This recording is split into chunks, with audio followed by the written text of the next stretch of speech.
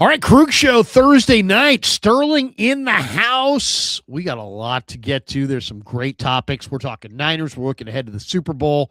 Let's go.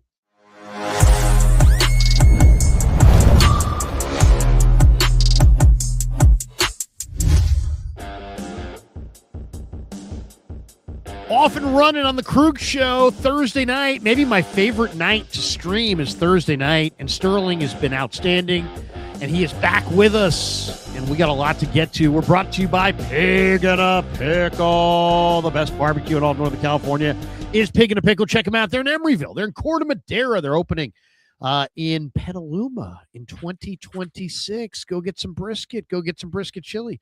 Tell them that Krug sent you. Go say hi to Damon and Mary. I love me some Pig and a Pickle. Thanks to Pig and a Pickle for being the title sponsor of the Krug Show. Also, thanks to Claudaddy Arcades for sending us to Philadelphia earlier this month. Great follow on Instagram at Claw_Daddy_Arcades to find a location near you. Don't forget Sharp Corner Sports Cards and Collectibles. The great Anthony Catania is a great follow on Instagram at Sharp Corners 831 on the gram. All right, Sterling, good to see you, man. And we should tell everybody the great Sterling Bennett here. And you've heard him on 95.7 The Game. All right, let's go. Studio audience, give it up for our guest tonight, the great Sterling Bennett. Thank you. You're far too kind. You're far too kind. Yeah. I mean, that's all you guys got? You can't really step it up? All right. Okay, all right. It's a very kind crowd you have here. Yeah, well, it's hard to get the studio audience into my studio, since my studio's in my home, and I got to invite all the people in, and they're in line, and, it's the long deal. If you would like to be a member of our studio audience, could you imagine? Bunch of people lined up. My neighbors are like, who are all those people? We want to get into a number of different topics today, but we always talk about the big headlines of the day. One of the big headlines of the day is that, according to a guy named Jason Harmon, NFL, who's a great follow on Twitter at Jason Harmon NFL, he says 49ers quarterback Mac Jones is, quote, definitely on the Vikings radar, but there are a number of other teams interested. And it's interesting because he's, the Vikings Nuggets coming out of Mobile, the side of the Senior Bowl, which will be played tomorrow at 11:30 on the West Coast, 2:30 on the East Coast. The team, according to multiple reports, has faith in J.J. McCarthy. I don't know why, but they're still concerned a little bit about his injuries. But source with knowledge shared Mac Jones is definitely on their radar, but a number of other teams want him. One very connected Minnesota source has named Anthony Richardson as a likely option as well. It's early in the offseason. Things could change, but, it sounds like Mac Jones to the Vikings is very much a possibility. Other teams mentioned, I think, include the Raiders. I saw a couple teams connected to Mac, possibly Arizona. What do you think, about Mac Jones and being dealt? Shanahan kind of laid it out there like, you know what? I'd be really surprised if Mac isn't with us next year. That kind of sounds like he's coming back. He really saved the season this year. I mean, the 49ers lost in the division playoff round to Seattle, but without Mac Jones, they don't make the playoffs most likely. And we probably have a much different vibe and feeling about the team, the franchise, and where they're at. And who knows, maybe somebody gets fired along the way because they were hugely disappointing. Instead, they win 12 games. They go to Philly. They upset the Eagles. They eventually get beat by Seattle. Who knows? Seattle may wind up winning the Super Bowl. But what's your read on Mac Jones? Do you think Mac Jones is here next year, or do you think he's a key cog that they trade away? Well, that's something I think we'll have to find the answer out whenever someone decides to offer more than a third-round draft pick, or if it's a high third-round draft pick, because the Niners can very easily sit back and say, you know what, Mac Jones is more important to us, is more valuable to us behind Brock Purdy, who has been banged up in 3 of the last couple of seasons or so. And if he goes down again, we have the best, backup quarterback option behind him that has shown he can lead us to the playoffs, or at least be a big reason why we get there. But I am someone that thinks San Francisco, like they played the whole we're going to retool game last offseason. It made sense. I was all for it. But now you're in we got to go all in session again, I believe, this offseason. And I think trading Mac Jones for third round draft pick, maybe you get lucky and someone gives you a late second round draft pick. Who knows what the market is for him, but it's a bad quarterback class. It's a bad free agent quarterback class as well. This is a great market to be wanting to trade the best backup quarterback in football this offseason. You'll have teams like the Raiders who, if they don't go quarterback at 1, which they probably will, if they don't though, Mac Jones makes sense for them, especially if Kubiak goes there, if he gets that coaching job. You have the Vikings, the Jets. Aaron Glenn could get desperate. He may get fired by week 4 this next year. Who knows? He may want a quarterback before it's all said and done. This is the Niners are positioned extremely well to trade Mac Jones for a high-end draft pick or early day 2, late day 2 pick. But I think a lot of that comes down to what somebody wants to offer, because the Niners can sit back and let him go next offseason for a third-round compensation pick, most likely. But Mac may also want to go start. There was a lot of conversations that when they signed him, the initial thought was, let me be here for a year, remake my image, kind of reshape myself as a starting quarterback again, and then let you trade me in the next offseason. That's where we're at now. So if it were me, I'd trade Mac Jones. You want that second-round draft pick, that third-round draft pick. Maybe it's a player you can get back in return instead that you can value over Mac Jones. Maybe it's a receiver or it's a defensive end or a defensive tackle. Who knows? But I am in the group that says trade Mac Jones while you can. You can always find good backup quarterbacks behind him. Zach Wilson's out there. Other guys are out there behind him that can probably help you out just as much. The more I look at this, the more it intrigues me. Now, this is the list of unrestricted free agent quarterbacks. There's 27 of them. Daniel Jones is interesting. We all expect him to re-sign with the Colts. Aaron Rodgers is going to be 43. Russell Wilson's played his best ball. He's 38. You got Marcus Mariota, who's now going on age 33. He's been in the league 10 years. God, it's hard to believe Mariota's been in the league 10 years. That's just time flies. Then you mentioned Zach Wilson. He's got a really good arm talent, but he's been terrible. And he's going to be, 26, 27 next year.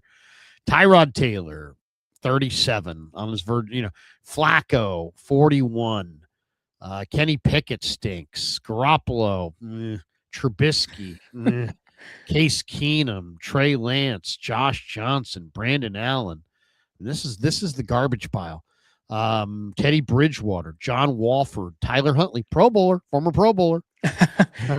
In that Shooter Sanders camp now, Pro Bowlers. Pro Bowler. Brett Rippon, Gardner Minshew. Skylar Thompson, Sam Howell, Sam Ellinger, Jeff Driscoll. Those are the free agent quarterbacks.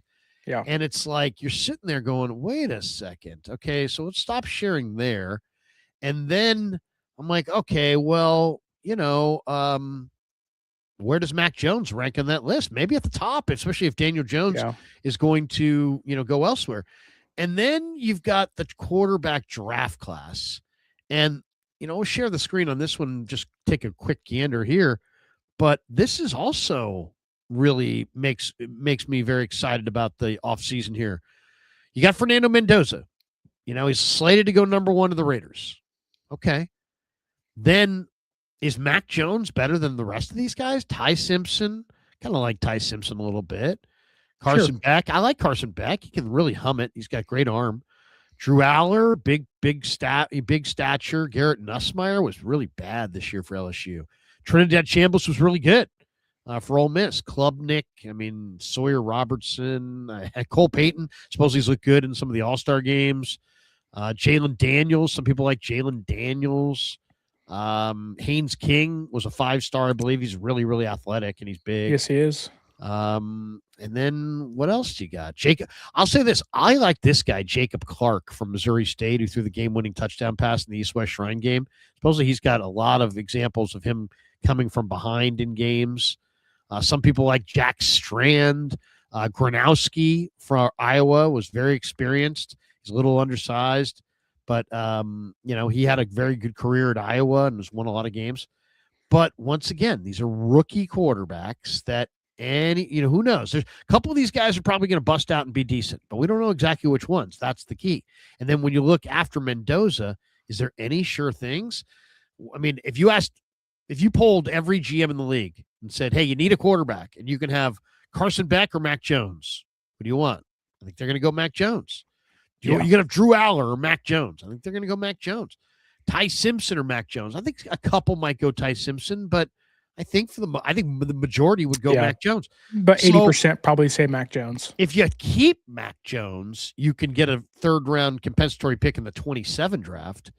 If but looking at this, I kind of think that the 49ers might be able to really get a lot more from Mac Jones than people think. I would not be surprised if the 49ers could use Mac Jones as a way to trade from the back of the first round into the top half of the first round.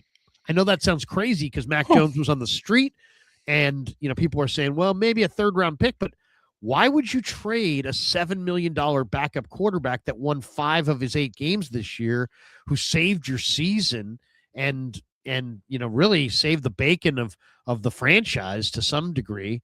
Why would you give that guy away just to get a third-round pick a year early when you could hold on to him at $7 million, have him as the insurance policy next year, and still get that compensatory pick? So I just think that I know people have talked generically about, a third-round pick because we all know football. We all know that Mac Jones is probably, on the surface, probably worth a third-round pick. But when you look closer at this draft class and you look closer at this free agent class, I think the 49ers might be able to get a second-round pick and a player, or they may be able to use Mac Jones as a means to trade up in the first round to get themselves a great rusher like a Reuben Bain.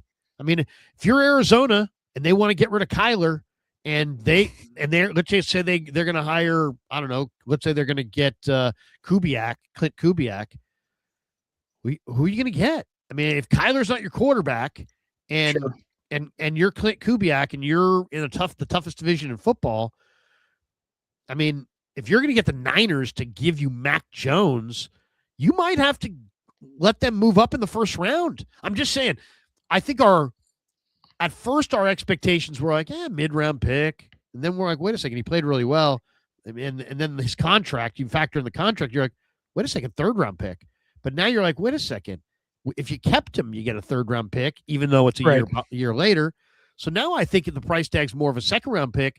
But now when I look at the rest of the quarterbacks, I think the Niners can either get a second-round pick and a player. Like, I think they might be able to get a top 50 pick for Mac Jones and a player. Or I think there's a possibility that they might be able to move up in round 1 using Mac Jones in their first to do it. The more I look at this, Sterling, the more I'm very intrigued, and I understand why Shanahan was like, played that card of, hey, we expect him to be on our team. I would be shocked if he's not on our team, because if in the land of supply and demand, the Niners have, a good supply, and there is tremendous demand. Yeah, I think, when you discuss trading Mac Jones, and I think I'm on board there with you. However, I think 2 things have to come into mind for the 49ers. Is that, 1, do you believe Brock Purdy can stay healthy for 18 games or 18-plus games? I don't know. I obviously love Brock Purdy. I think he's the man. I think he can win this franchise a Super Bowl when it's all said and done. But on top of that, if you think Brock can stay healthy, or even if you don't, I guess, do you believe in Curtis Rourke, who this team drafted last year in round 7, didn't play out last year because of a torn ACL recovering from, but at Indiana looked pretty good when he was healthy, fits the offense extremely well. If you believe he can be your backup quarterback next year and you feel confident in that, and you want to trade Mac Jones, I do think, well, I'm not sure exactly what the compensation would be. You mentioned trading up in the first round, for example. Okay, let's look at the teams in the first round. Well, the New York Jets pick number 2. If the Raiders go Mendoza, they're kind of SOL of what do we do here at the quarterback? We don't know. Aaron Glenn is kind of coaching for his job already. Woody Johnson's kind of a fiasco out there as a owner. Well, the Jets also pick at 16. Could San Francisco not jump from 27-16? The Jets get their quarterback, who's better than Ty Simpson right now, at least. Aaron Glenn saves his job for at least one more season. You hope so. And maybe you move up 11 picks or 9 picks, whatever it is, and you get the guy you want, and you jump teams in front of you like the Lions, like the Vikings, like the Cowboys, like, I don't know, let's say the Bills, the Texans, and the Rams. Like, it's not to say San Francisco will do it, but sometimes you got to find a sucker, and the Jets are often that sucker. And they've made a lot of trades this past year. Quinnen Williams, Sauce Gardner, they got all those first-round draft picks. If they move back 9 spots and get the quarterback and you get something else in return, maybe it's a 4th or a 5th-round draft pick, like that kind of benefits both teams. And San Francisco really should be trying to stockpile draft picks at this point in time and take a risk, which I'm sure feeds into more of the conversation we'll have today. But, go all in. Like, this team is ready to win now. They're young, sure, but you have your franchise quarterback in place. You have an aging Christian McCaffrey and near 40-year-old Trent Williams. Now's the time to go, go, go. You retooled last year. Let's get aggressive this offseason. First of all, what's your guess? Is your guess that Rourke is going to be really good? Rourke's going to be good, or Rourke's going to be not good? I think Curtis Rourke is a career backup, but I think he fits the offense really well. I think he's a quarterback that does everything Shanahan wants. My only concern is he's never healthy. Now, you can be healthy on the bench because you don't play much, but I think he has the pocket presence. I think he has the size you want. The ball placement is there. The accuracy is there. He's big. He's strong. It's just, can you stay upright with the offensive line San Francisco has? You mentioned the Jets. Let's share the screen. Richard Sherman weighed in on his podcast, The Richard Sherman Show, on a couple things regarding the Niners, including his thoughts on Mac Jones. Let's listen to this and we'll react. Let's talk offseason. San Francisco 49ers. There's going to be a lot of questions. How do you revamp this team? Obviously, you got to get healthy. One of the questions is, if you are John Lynch, do you resign Juwan Jennings, or do you maybe use that money elsewhere? Maybe reinforce the O-line with a guy like Tyler Linderbaum from the Baltimore Ravens. What direction do you think the 49ers should go this offseason? I think you start building an offensive line that can move people. And sure, Juwan Jennings embodies everything you want for the San Francisco 49ers. That offense, what Kyle Shanahan preaches, he's a guy that works hard. He does things the right way. But can you find another is the question. What does he get on the open market? And I think you allow him to explore that. I think you keep the phone lines open. I think you keep communication, but I don't think you're the first. I think you let him walk out of the building and let him see what he can get. Now, I think you try to match it if it's fair. If you think, hey, man, that's a low enough number that we could stay in the fight and hope that you didn't burn the bridge by letting him walk. But I think getting a guy like Tyler Linderbaum, is a great pickup. But I also have concerns about why Baltimore let him walk. You got to do your due diligence and figure out why would they let a 25-year-old 3-time Pro Bowler and former first-round pick get out the building, because rarely are those guys available. And for that reason, they're dependable, they're durable, they're what you expect them to be, and you're going to be paying a high price tag. With the injury history of the San Francisco 49ers, you got to make sure you open every door and peek under every mat and peek into every corner to make sure this guy is going to make it through the football season every single year, if you're going to pay him that much money because of just the history that you've had. But I think that is a move you make. I think offensive and defensive line is where championships are won. I think you can find receivers, and maybe they use Mac Jones to help them find their number one receiver in some way. Maybe there's a lot of quarterback needy teams, and we already mentioned the Minnesota Vikings, but the New York Jets. Like, hey, is Wilson available? Like, can we get a Mac Jones and a pick for Wilson? Like, is Garrett Wilson available? That's the conversation you're going to ask.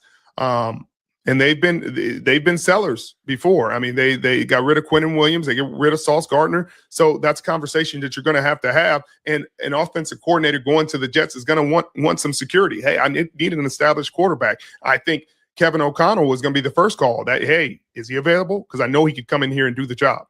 he could be our quarterback that gets us through to make sure we know we have stability and we know our all-pro receivers happy. What are you willing to give for him? I don't think you give Justin Jefferson, but can you give Addison? Addison has some off-the-field issues. Did the San Francisco 49ers? I don't know the answers to those questions, but I think those are the things that you're going to have to explore. But I think solidifying the offensive line, finding a pass rusher, finding two, you can never have enough of them, is priority over wide receiver. I know they need to get faster. They need to get more talented. They need more speed and all that good stuff. But if you can't block for the $50 million quarterback, then none of it really matters. So there you go. A little bit of Richard Sherman there. And he brings up Garrett Wilson. What do you think of that name? I mean, Mac to the Jets and some package for Garrett Wilson. Is that intrigue you, Sterling? Is it not as intriguing? Or Jordan Addison is in a lot of ways is a perfect piece. If he didn't have issues off the field, he separates at will. He's very, very good. What do you think? Mac Jones to the Vikings, Mac Jones to the Jets for a receiver. What do you think? Yeah, I think if you're San Francisco, you probably prefer to trade Mac Jones to the other conference. I don't know if the Jets are going to be eager to get rid of Garrett Wilson, who I think is, I don't know, top 30 receiver in the NFL. He's pretty good. I think he got paid too recently as well. So I don't know what the contract status looks like for him as we speak. I think it's more feasible to trade Mac Jones to the Vikings and get Jordan Addison or something like that back. I don't know what, Addison's status is. I think he has 3 arrests under his name, which isn't great, but sometimes context matters in that conversation. But I think, what's more likely is that the Niners trade Mac Jones for a high-end 3rd-round draft pick or a 2nd-round draft pick. But I think, this idea that getting a player, is that more enticing than an unproven draft prospect that may or may not be bad? A lot of talk went into this team not really having the draft success you want from a team that's been so successful in previous years. And, for those out there that believe that John Lynch isn't good at his job, you don't want him having more draft picks. You want him trading away Mac Jones for players. And I think if you value Jordan Addison, I think he's in the last year of his contract. And then Garrett Wilson probably getting paid big money. Both those guys fit what you want to do. I just don't know if San Francisco wants to, after paying Deebo Samuel, paying Brandon Ayuk, if you want to go in and pay another receiver big money and sit there and I hope this works out, or do you want to get some younger talent around you and get some speed, which right now your offense doesn't have? Yeah, no, the Niners are molasses. They're so slow. Danny says, rumor is Jennings is valued at almost $20 million per. That's his asking price. He's definitely not worth that. He's definitely gone. Definitely gone. What's your walkaway price on JJ? And I brought this up earlier to Brian Peacock on the Niners Nightly on KNBR, and I just said, hey, mine's 2 years, $32 million.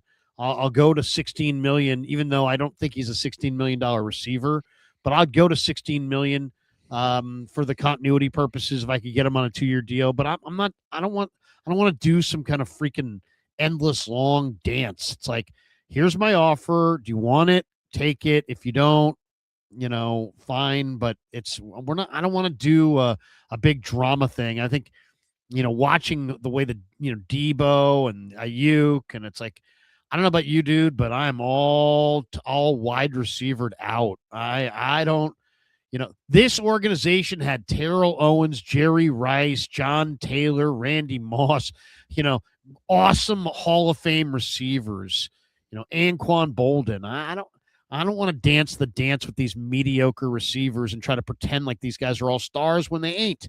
So I'll pay JJ for 2 years at $32 million, but that's my walkaway price. If he gets a penny over that, I just let him go. And I get the feeling that he knows he's going because he was kind of misty-eyed in the final locker room deal with the media, and he's not really a misty-eyed kind of a guy.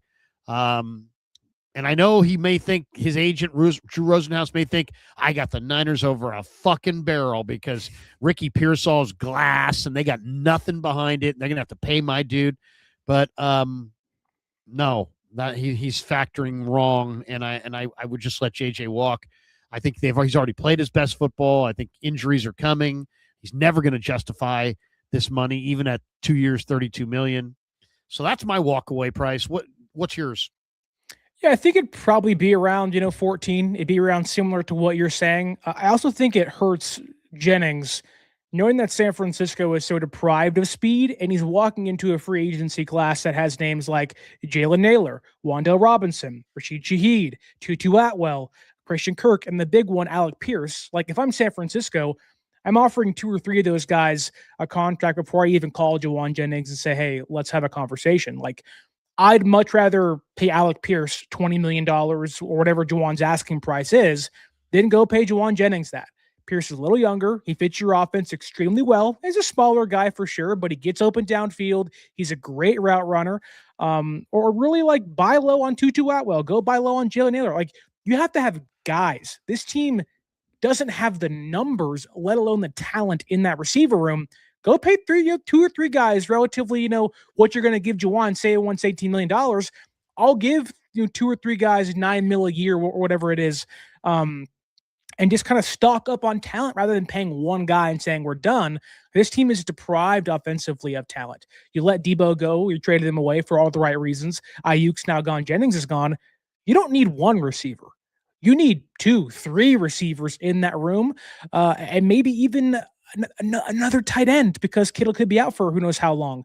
But I go pay Pierce and Shaheed and Robinson and those guys a lot more money and not really be reliant on Pearsall being the big piece. I like him a lot. I think he's good when he's healthy, but you got to be healthy.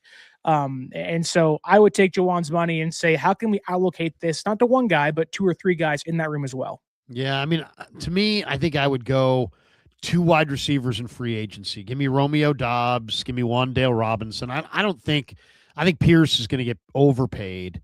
So I'll take Wan'Dale, who was an awesome, prolific receiver at Kentucky, and then played with crappy quarterbacks with the Giants. 2 years ago they had nothing. This year, I think Dart's a circus, and barely, he's looking to run. It's like one read and go. I mean, he's raw and not great.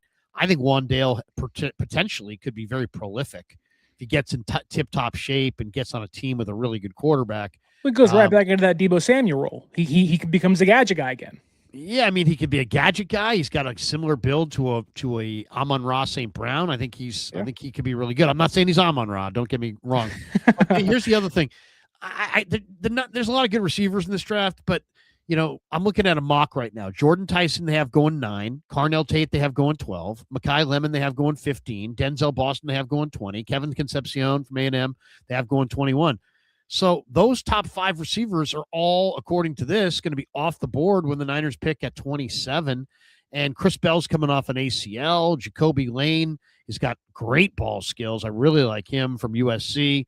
Yeah. But I wouldn't take him in the first round. Elijah Surratt, hell no, I'm not taking him in the first round. I like Jeremy Bernard from Bama, but I'm not taking him in the first round. I like Zachariah Branch from Georgia, but he's 175 pounds. I like Malachi Fields, like later in the draft. Nick Tabor. Who's that? Nick Tabor. I don't even know him. Okay. Who's he play for? I'm pretty sure he declared. Maybe I'm wrong, so I'll let you continue and I'll look it up. But I'm pretty sure he declared. I don't see him on the list. But I mean, there's day 3 receivers I really like as well. You guys know me. I'm a day 3 monster. I love day 3 guys. But this kid, Ted Hurst from Georgia State, I think is a really, really good FCS level player. I think he's going to be a major surprise. And then there's some day 3 guys. I like Dylan Bell from Georgia. I think he's kind of an interesting player. Chris Hilton from LSU is a really good player. Deion Burks from Oklahoma is kind of a little slot receiver, but very powerful. So there's a few guys, the Iowa kid who, was running around crazy. The return guy, they say runs in the 4.2s. I forget his name, but he looked good in one of the all-star practices that I was watching.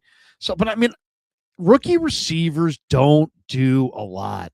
So I think the Niners have to maybe trade for a guy.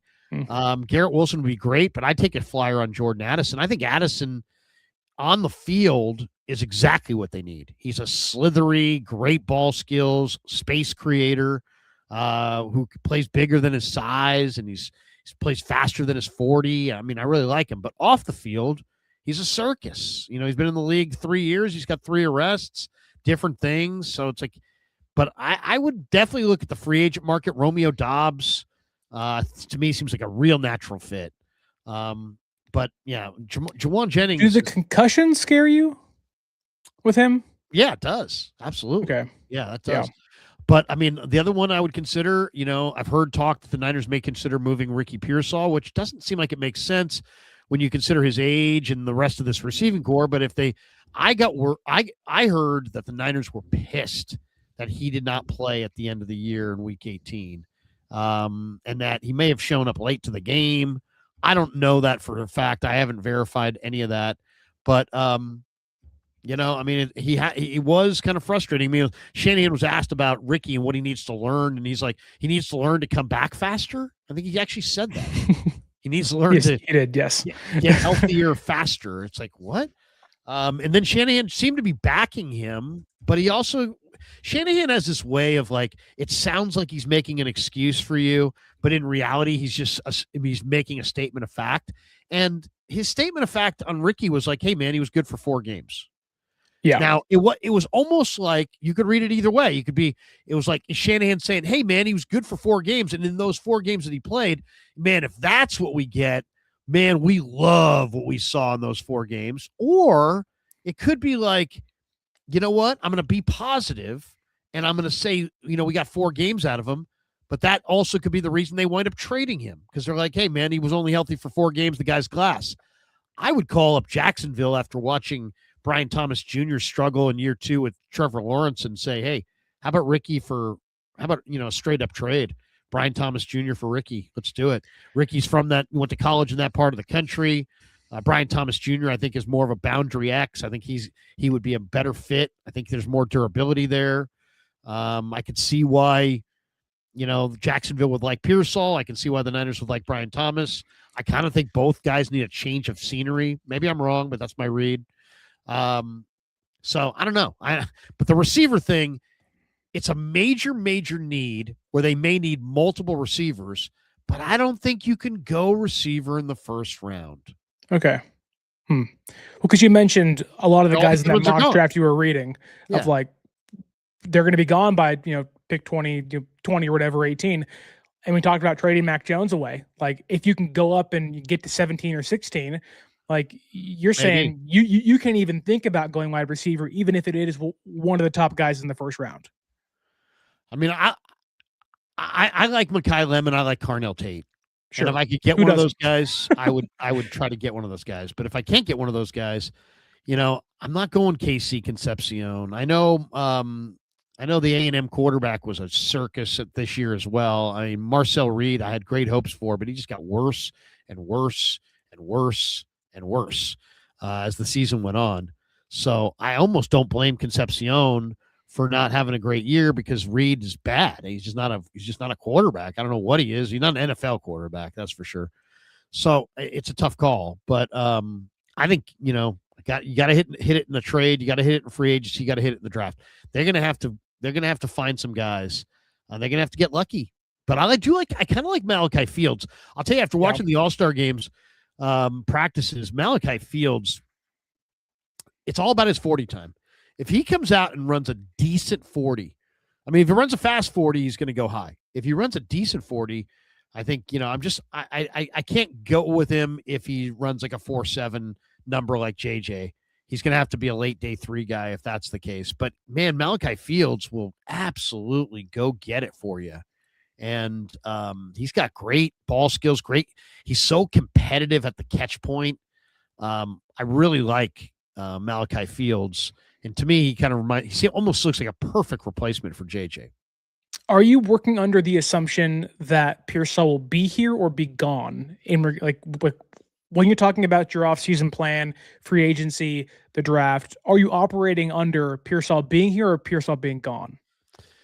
I think Pearsall is going to be gone. I think there's a chance they're going to move Pearsall. So, okay. I mean, I'm fine if they don't, right. but right. But I do, at least let's just say this.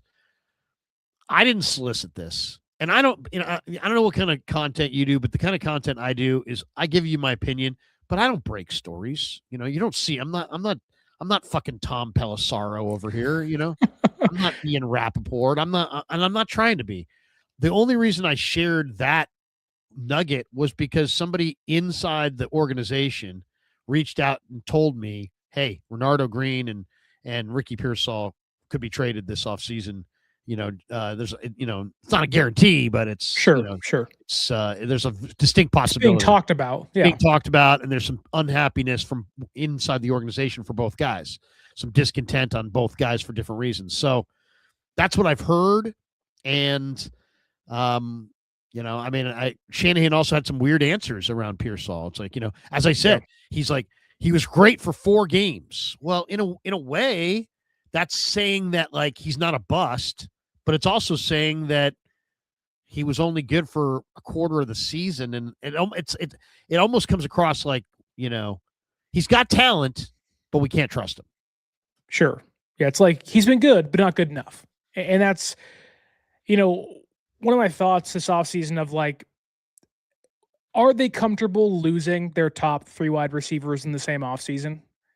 You lose Ayuk, you lose Jennings, you lose Pearsall. And I know Pearsall hasn't been a big factor in many things, but it's like, are they comfortable willingly? Because you're going to lose Ayuk because he went AWOL or whatever. Jennings can get paid elsewhere, but like, are you comfortable losing Pearsall for whatever it's worth, while on top of letting your other 2 top guys leave the building to get paid or go elsewhere because they just didn't want to be here anymore? I don't know if Shanahan or Lynch are that comfortable, unless again the offer they get's great. Like you mentioned, Brian Thomas Jr. or whatever, and maybe it's a 2nd round draft pick. I don't know. But like, I don't know if San Francisco is like, yeah, let's leave the room with DeMarcus Robinson and Jacob Cowing and Jordan Watkins, and let's hope we can figure it out, because that's terrifying for everybody. And really it is now, even if you keep Pearsall in the room too. Yeah, I mean, they need receivers. I mean, they need receivers they can absolutely depend on. I heard somebody said, hey, they should be like Green Bay and just Green Bay's drafted 8 receivers in the last couple of drafts or something like that. Yeah, but you know what? They have too many other needs. The Niners are bad on the offensive line. The Niners are bad on the defensive line. The Niners need to rebuild their entire linebacking core. They need a number 1 corner. They need a tight end. They don't even have a tight end. So, I mean, they can't invest, 8 picks and wide receivers. I mean, that's just crazy. I don't think that's even a possibility. So, I mean, they're in a little bit of a pickle, Yeah. All right. One thing I want to get your thoughts on. This was, to me, the soundbite of the day. When I heard this, I was like, Jesus. Donte Whitner says the Niners need to change their mindset with how they draft players. And he just basically said the Niners have a bunch of pussies. I mean, that's what he said. Yeah, yeah. We can sit there and sugarcoat it and all this stuff, but he basically just said these guys are fucking soft. And which is like, and then he's like, well, let's just play it. I'll play it, and then you can decide for yourself. But he goes, I mean, in some ways, he says some ridiculous things. He's like, they need guys with anger management problems. They need guys with character issues. They had that. They all got arrested for those Harbaugh's team. Yeah. Bring back Aldon Smith, bring back Ray McDonald. Yeah. It's like, let's not do that again. Let's shop for guys that, guys who are literally in trouble with the law. Here it is. Donte Whitner on the Grit Code podcast with Deshaun Goldson, Rod Brooks sandwiched in the middle here. But this is pretty much a Whitner point. Here it is. You know what I was thinking, though, and what I've been thinking about with the 49ers and their personnel? And when I look at the LA Rams and the Seattle Seahawks and the way that they're built up front and in the trenches, I think it's time for the 49ers to get away from the safe draft picks. The guys who they're easy to control in the locker room, guys who the environment really. And I started seeing that towards the end of my year. It's time to go and get some guys, some dogs, literally from the inner city, from the Ohio States, the Georgias, like the Philadelphia Eagles did. And if you want to control that environment, put it on the player development part. You need to go and get some guys that have some off-field issues. You need to get some guys that have some anger issues. You need to get some guys that refuse not to be great football players. Yeah, it's great to get the Iowa States, the Iowas, the BYUs, and the Stanfords and the Harvards. But, man, we need to go and get some dogs. And that's what it's going to take to compete. So I've been thinking about that all week. And when I was looking at this NFC Championship, I'm like, that's the difference. They got guys up front that halfway got issues mentally. And that's what we had. We had a bunch of guys that literally, Deshaun, had something off with them. Oh, but Harbaugh knew how to control the environment. Mm-hmm. Yeah, definitely. And a lot of that was just us too. Like, you know what I'm saying? Like I said, we hung out together. So it ain't like everybody just, did football and go about their own ways. But yeah, they had their own life, but at the same time, like, we used to go out together. Harbaugh did some cool things when he came in, some team activities, we had to and he set the tone by going to all the tables. Sometimes we'd be eating at lunch. He'll come sit down with you. You know what I'm saying, Rod? He'll come sit down with you and talk to you and just vibe with you. So he created that culture where he kind of made us understand a team. Like he was building a brotherhood. Like we had to learn each other. We had to learn each other, where we come from, stuff like that. We put teams and stuff together when we did all these little activities, whether it's movies or these little arcades. You know what I was? I mean, wow. That's a major statement by Whitner. Goldson kind of took it in a different direction and, talked about Harbaugh, but let's just isolate Whitner's comments there. It's like, first of all, I think he kind of crossed a line, to be completely honest. I mean, you're sitting there. So let's see. Who are you talking about? BYU players are soft. Is Puka soft? I don't think so. Is Fred soft? I don't think so. Iowa State players are soft. Really? Is Brock Purdy soft? I don't think so. Harvard. I wonder who he's talking about there. That's obviously Juice. Are you calling Juice soft? Iowa. Is George Kittle soft? I watched that Jennings Dunker, the big guy with the mullet, the red mullet. That guy doesn't look soft at all. That guy looks like that guy looks like Lane Johnson to me. He wants guys from Georgia, guys from Ohio State, guys, he literally said it, guys from the inner city. So I do, and I understand what he's saying. Believe me, I understand what he's saying. I'm not, I think this is terrible, what he's saying. No, I've said the same things myself for years, not necessarily in regards to the 49ers, but you got to dance the dance. This is, yeah. Wait a second. I got, here we go. Larry is soft. Thank you. Thank you, Adam. Appreciate that. I'll just leave that up there. Charles Haley, do you win Super Bowls without Charles Haley? Does Dallas win without Charles Haley? I remember Michael Irvin had that problem with the, that White House deal and, for Dallas where they, took girls to this certain house and, they cheated on their wives and all this stuff at this house that they commissioned or whatever. So then Randy Moss, the Cowboys passed Randy Moss. They desperately needed Randy Moss. They passed him and they took Greg Ellis. And I remember the post-draft where Jerry Jones was like, Greg Ellis is the kind of guy that could be a babysitter for your kid. Okay, Jerry, but he can't fucking play. So, that's great, but he can't play. You traded for Charles Haley, and then you bypassed Randy Moss to take Greg Ellis because Greg Ellis is the kind of guy that can babysit your kids. You had Charles Haley, and the Niners had Charles Haley. So I understand it's like it's a rough game played by rough guys. And if you're not willing to take on, do I think like Chris Jones is just a sweetheart of a guy? No, I don't. But you know what? He's nasty. He's great. So I don't know. I personally, I kind of agree with Whitner that the Niners have steered clear of guys who are a little bit rough, and they've gotten some guys who are, yes, they drafted JJ, but there's an awful lot of Pearsalls. There's an awful lot of guys who they're never, they're going to be polite with the media, and they're not going to tell the PR guy to fuck right off, and they're not going to urinate on anybody's desk, and they're not going to get busted, but you know what? They need a receiver who can separate. And Jordan Addison, I'll take Jordan Addison right now. He drives too fast and he's made all kinds of bad decisions and he's got questionable character and this and that. But the guy can separate. So it's like, do you want character or do you want characters? Do you want players or do you want good guys? And it's like, how do you balance that? I do think the 49ers have a room full of guys that are really nice, where the Harbaugh Niners had some rough characters, but they also may have had a better team and maybe a more edgy defense. So I don't know. Where are you on this as far as, Donte's like, they need guys with anger management problems.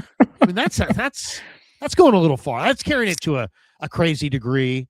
But I get what he's saying. I don't want to push back too hard on him because I understood. I get the point, and I kind of agree with the point that it's a rough game played by rough guys. And if you're afraid to lean into having rough guys in your room, you got to have some of those guys. You got to have some guys who, when I was in the Canadian League, we had this coach, and he would be like, "Let me tell you, boy.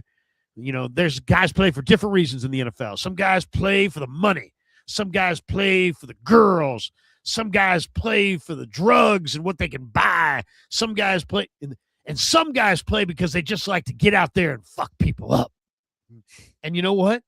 You got to have a few guys on your team that want to do exactly that want to literally bring pain to the opposition. You need the Chauncey Gardner-Johnsons.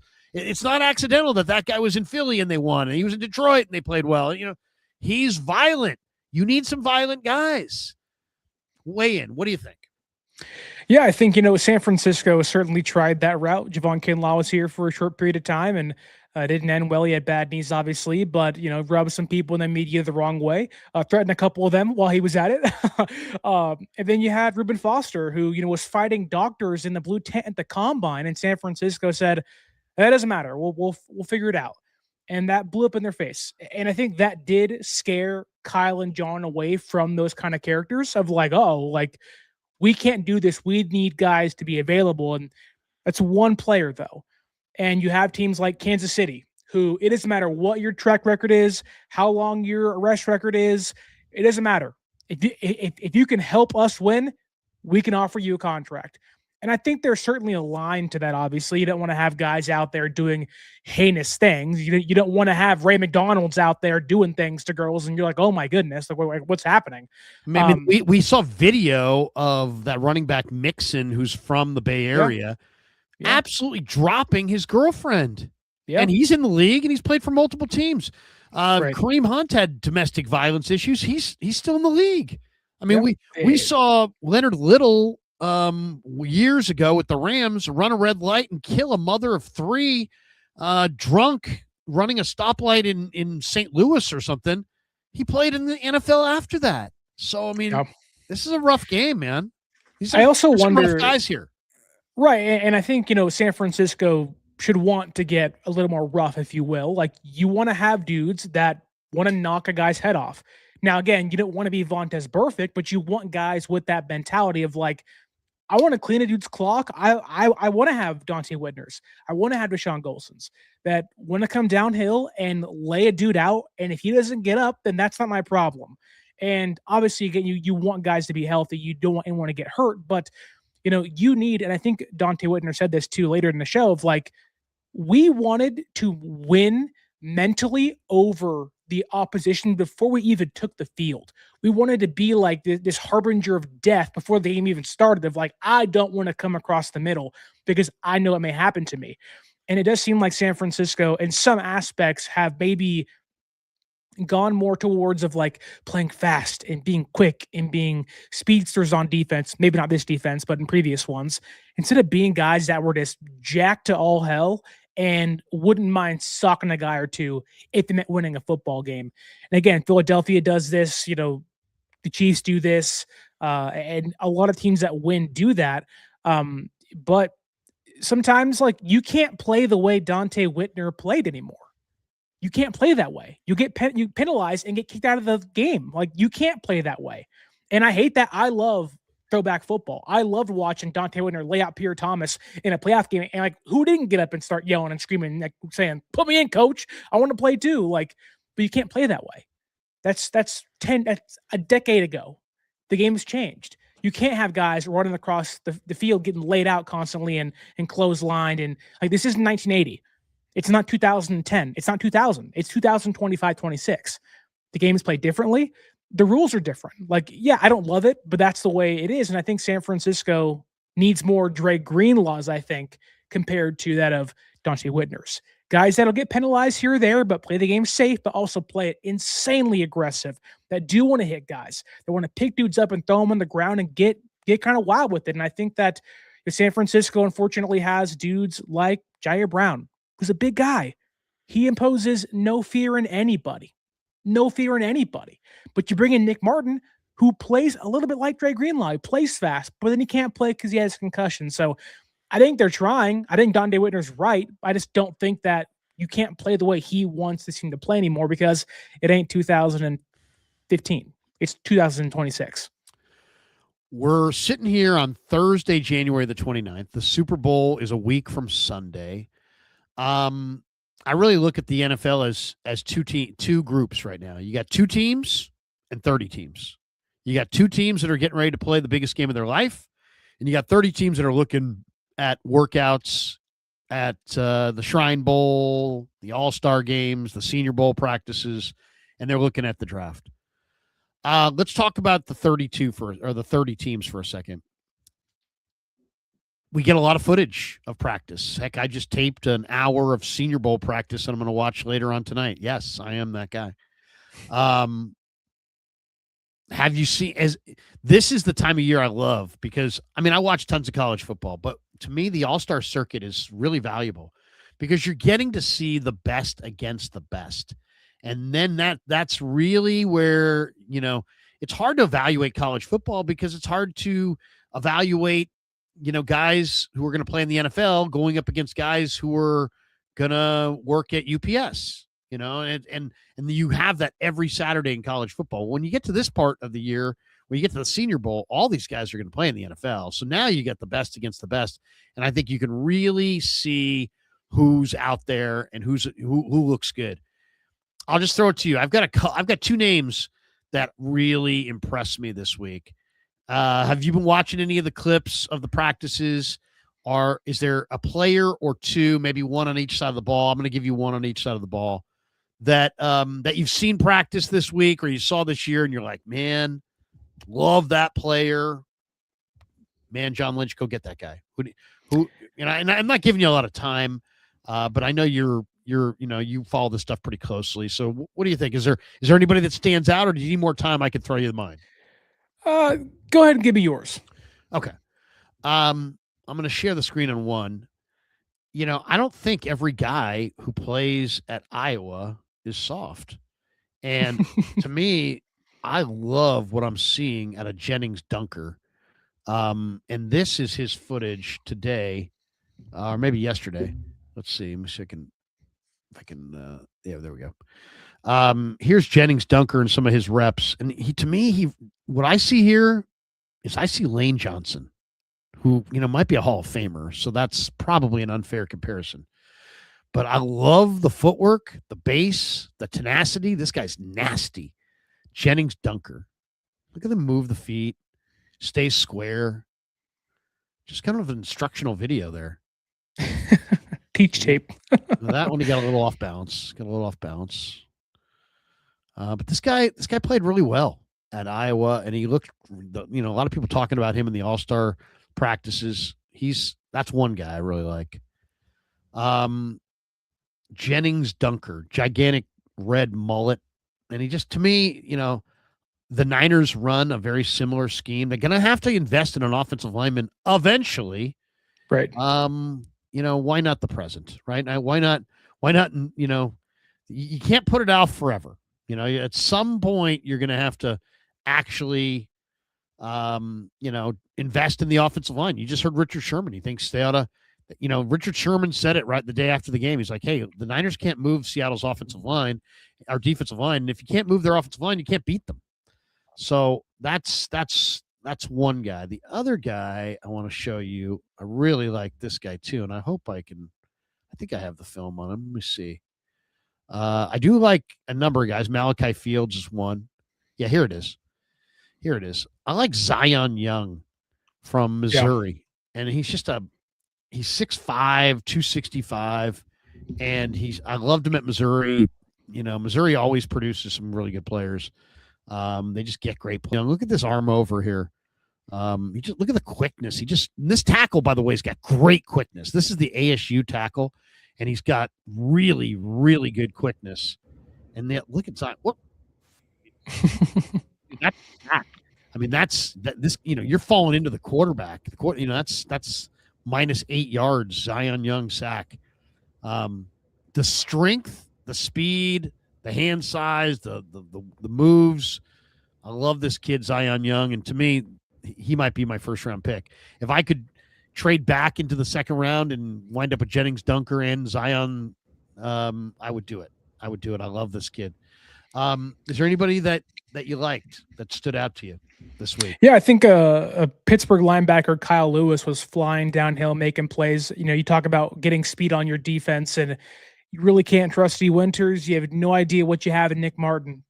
You put in Kyle Lewis, who seemingly was good in coverage. He was flying downhill, making plays. Like, you want to have that presence over the middle of that defense next to Fred Warner. That could be a guy to watch out. I don't know if it's round 2 or 3 or whatever, but this team needs a linebacker desperately. And I think Kyle Lewis, who at least in a short period of time at the Senior Bowl and all the events they were doing, flashed a ton for a lot of people, including myself. Yeah. So that he looked like he was all over the place. I mean, Kyle Lewis. Somebody says Kyle Lewis can be a Hall of Famer. I don't know about a Hall of Famer. It's not go that far. I hope so. Get a hell of a practice. He's a Niner. Yeah. But yeah. That's a good name. That's a good name for sure. All right. One of the other topics of the day is this substation. And, I thought it was a pretty interesting soundbite from Kyle Juszczyk. And he was on this podcast, and you could tell the people on the podcast, it's like they wanted to ask him about it, but they know that it's kind of a heavy topic and they wanted to keep it light. So he starts giving them a serious answer. And listen to their reaction to his serious answer. It's like they're like sounded like they just wanted to laugh and have fun, and he's giving them a serious answer to what is obviously a serious question. And instead of being like, "Yeah, you're serious," they're kind of giggly and listen to this. Here's a little Kyle Juszczyk earlier today. One of those things that is just so hard to say because the science is not clear behind it, and I'm very much just a science-driven person, and I want to see the numbers and the statistics, and I mean, is it a coincidence that that we've led the NFL in injuries for the last decade?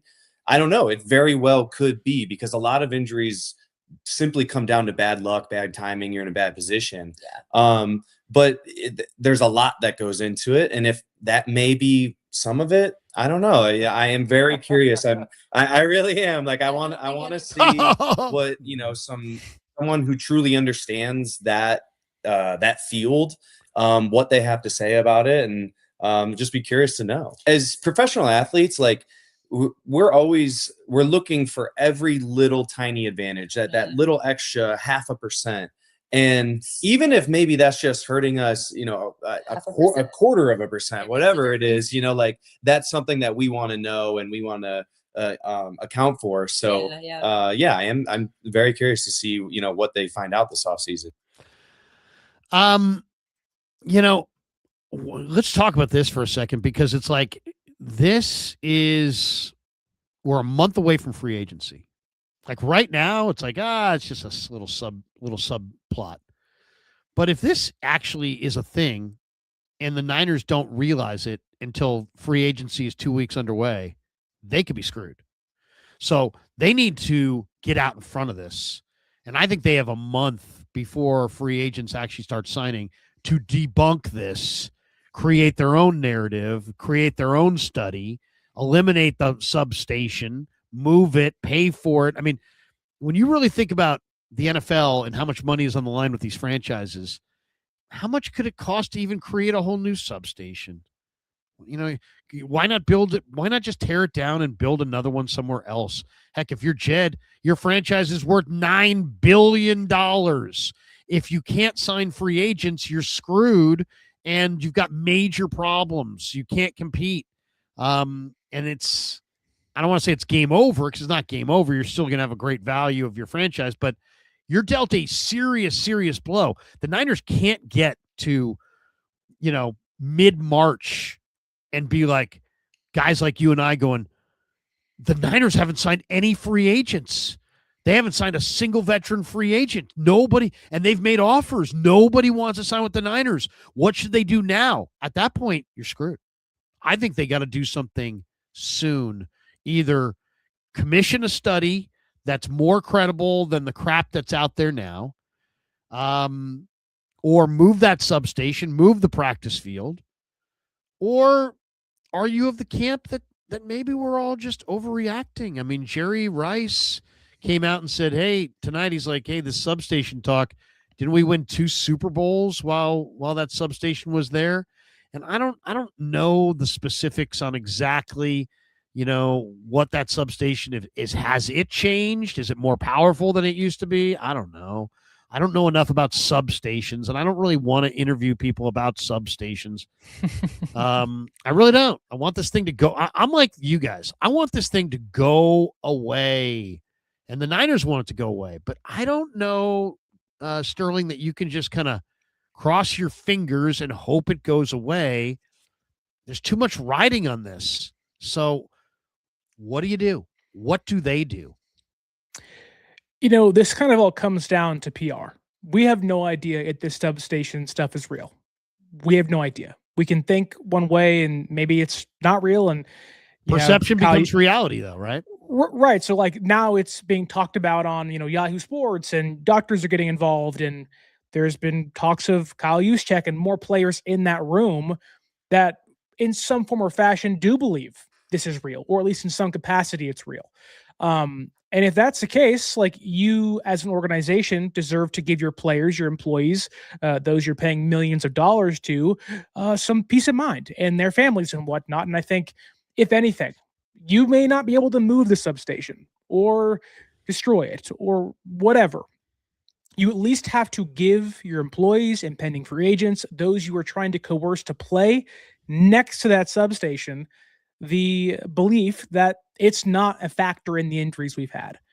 And we heard Kyle talk about, the injuries and the staffing and training staff stuff during his post kind of wrap up press conference for the season. And it kind of felt like nonchalant there. Okay, well, if you're not going to attack that, then at least give your fan base, everybody else, a peace of mind, do a study and debunk it. And if it is true, or in some capacity true, then you can attack it a different way. Now, I do think some of the injuries are bad luck, but you heard Juszczyk say, and he went to Harvard. Who am I to question that guy? Like, even if it is 0.5% of a factor, I want to know. Players are superstitious, right? You give them the wrong underwear on a day, and they're like, "Oh my God, the day's over."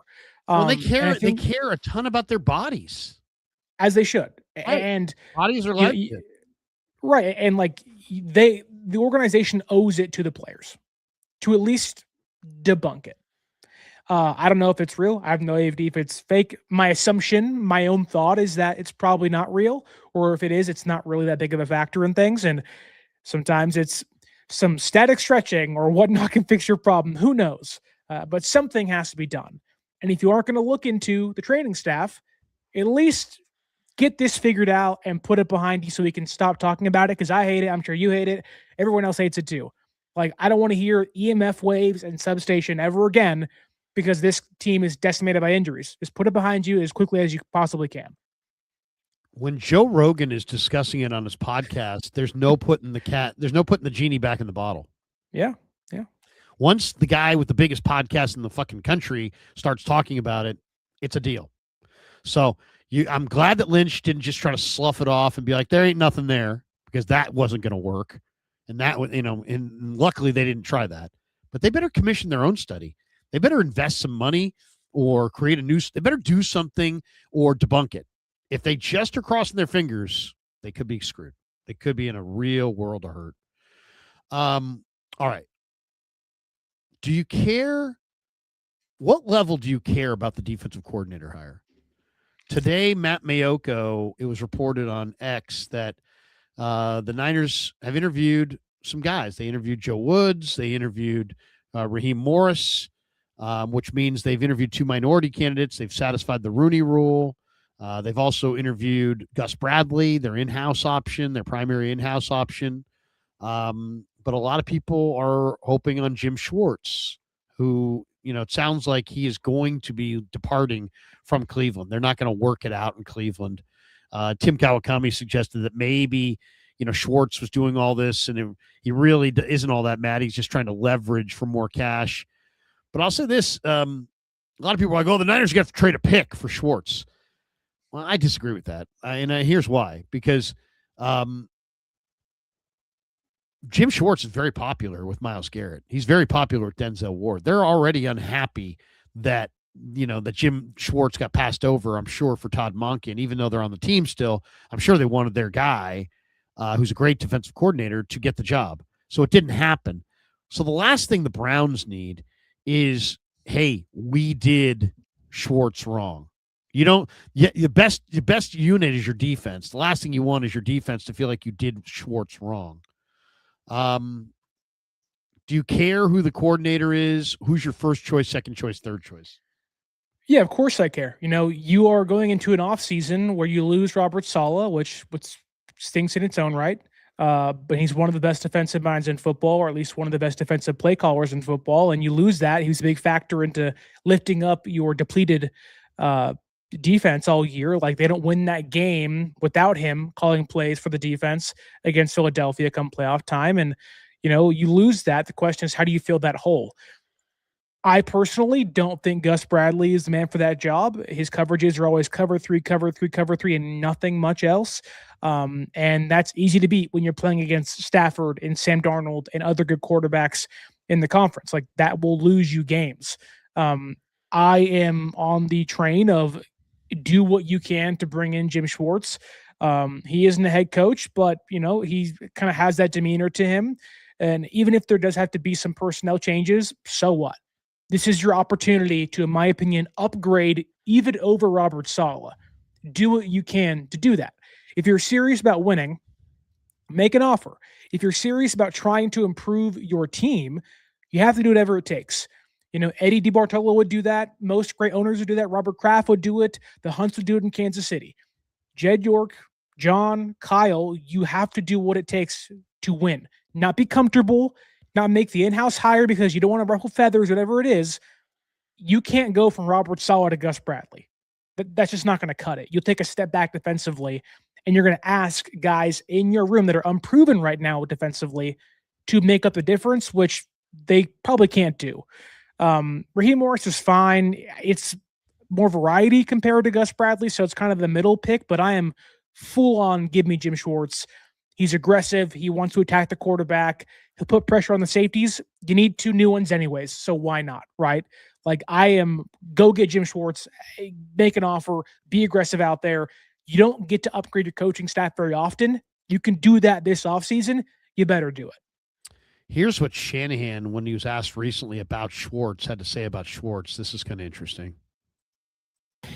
I'm sure you're aware that your teams against defenses led by Schwartz have not fared well.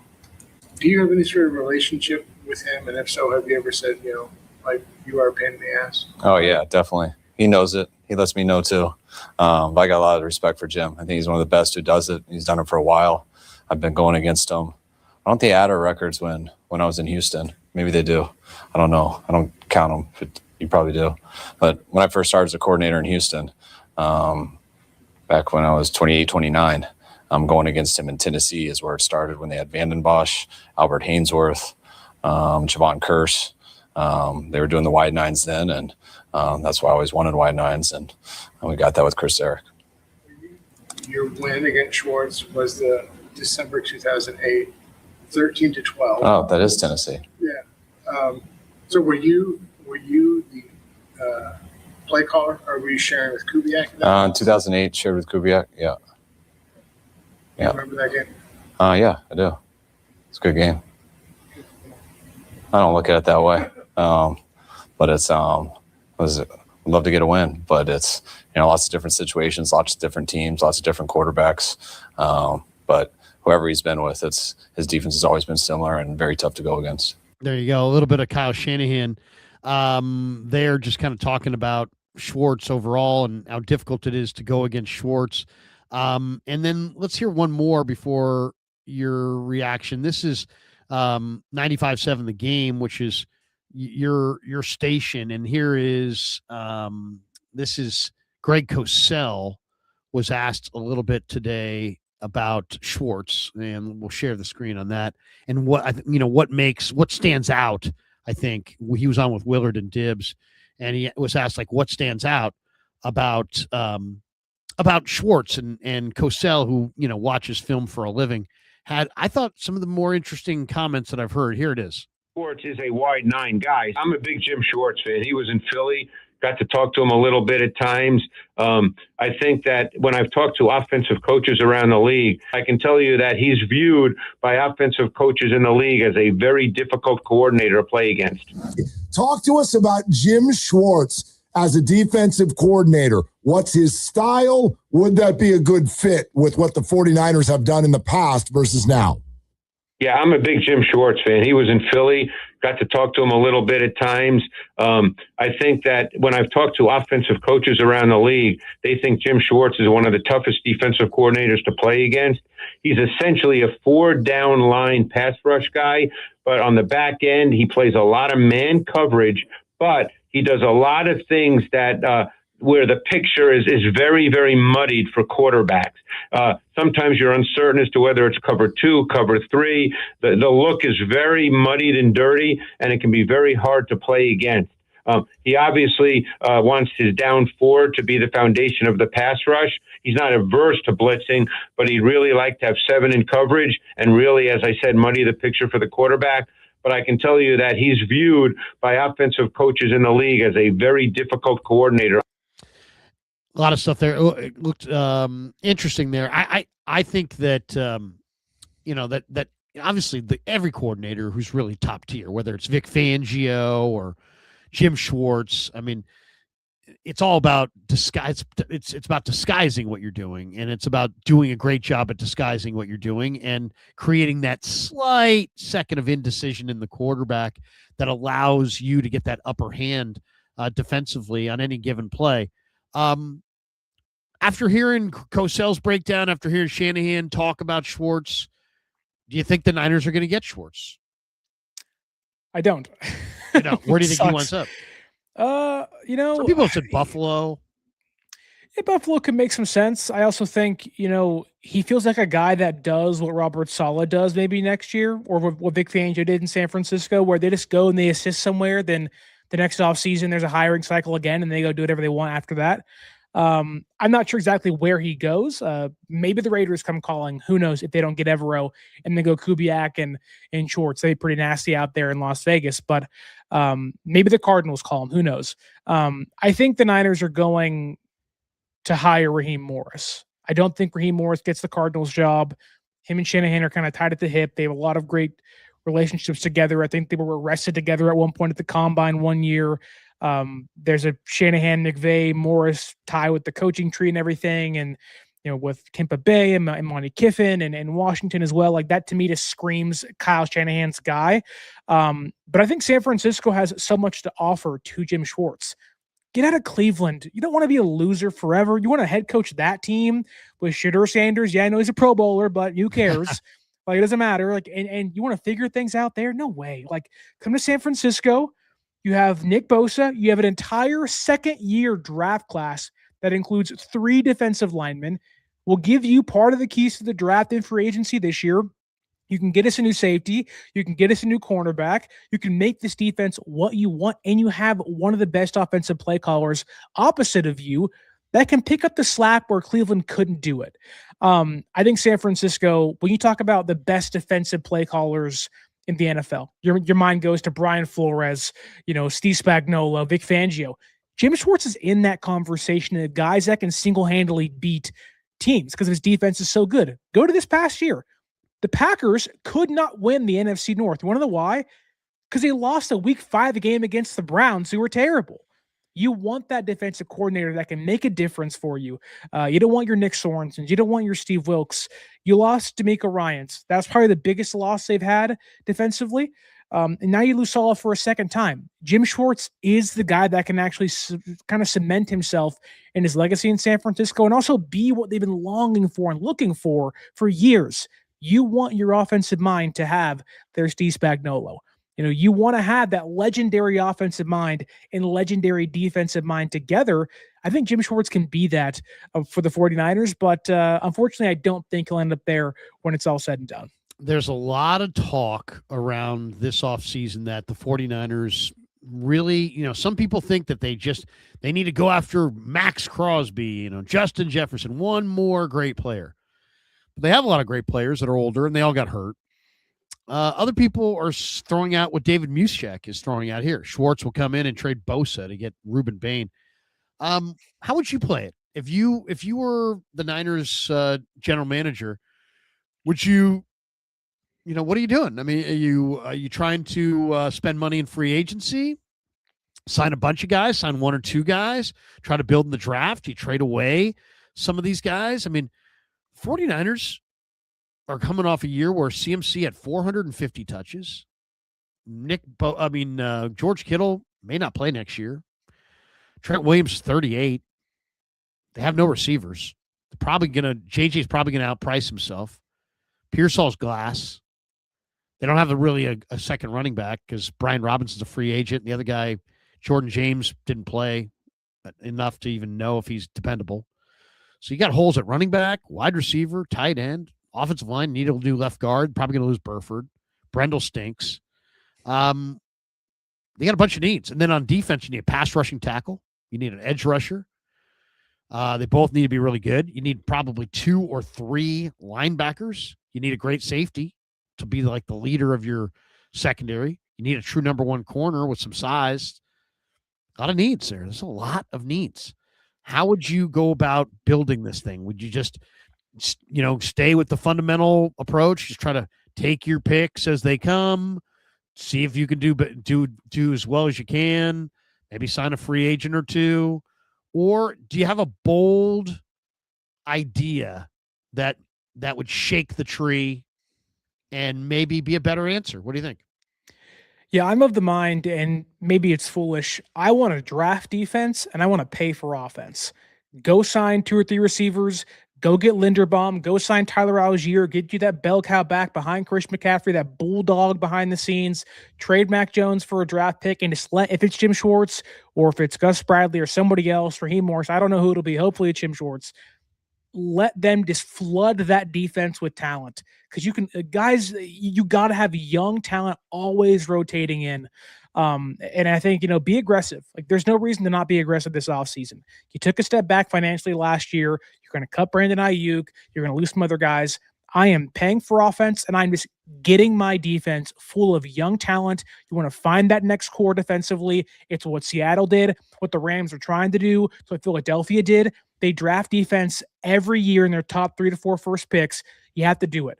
Get those defensive rookies out there. Let the young guys cook. Let Jim Schwartz, whoever it is out there, let them run that defense.